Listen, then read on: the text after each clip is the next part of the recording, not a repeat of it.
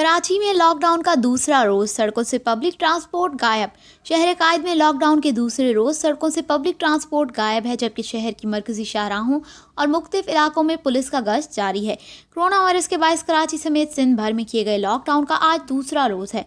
Lockdown के दौरान दफ़ा 144 के नफाज के बायस महकमा दाखिला की जानिब से मोटरसाइकिल की डबल सवारी पर पाबंदी आयद है, जबकि शहरी की मरकजी शाहराहों पर पुलिस के नाके कायम हैं और पुलिस और रेंजर्स की नफरी शहर के मुख्तलिफ मकामात पर तैनात है।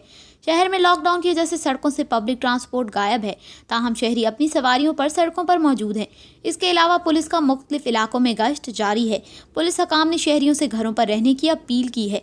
गुज़श्ता रोज़ लॉकडाउन से पहले लोगों की जानिब से दफ़ा 144 के खिलाफ वर्जी करने के इल्ज़ाम में 315 अफराद को गिरफ्तार, जबकि 46 मुकदमात दर्ज किए गए थे।